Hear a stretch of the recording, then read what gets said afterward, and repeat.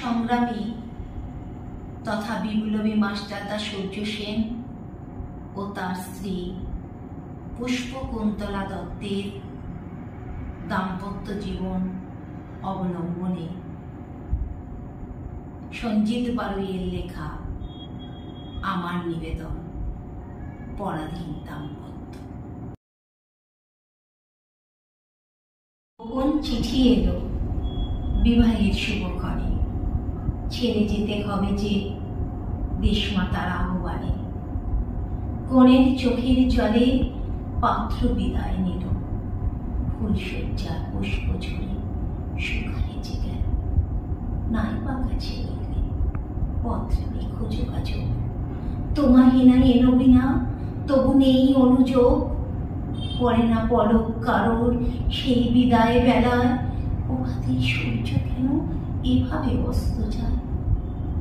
ভাষাহীন দেশমাতা দুনয়ন ভরা জলে, ব্রিটিশ করে পরাধীন ছলে বলে কৌশলে।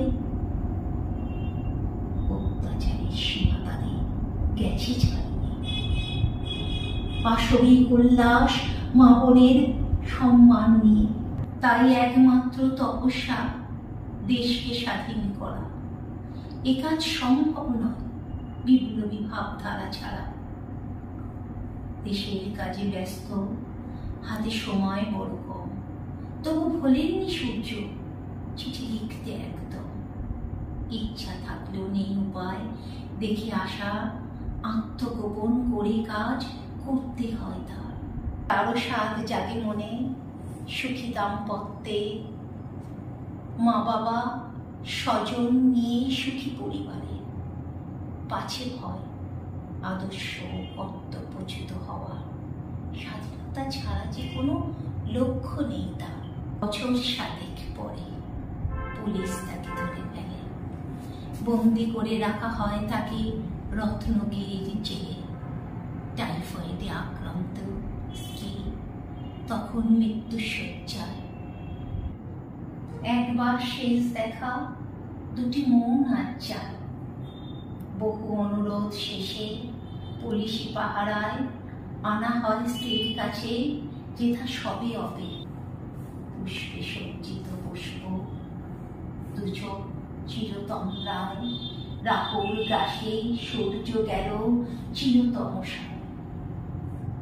কক্ষে কাটে দিন কত নির্মম নির্যাতন, সঙ্গীহীন পরাধীন অসহনীয় জীবন। অবশেষে হাসির দিন ধার্য করা, হাসি মুখে চূড়ান্ত সাজা বরণ করে নিল।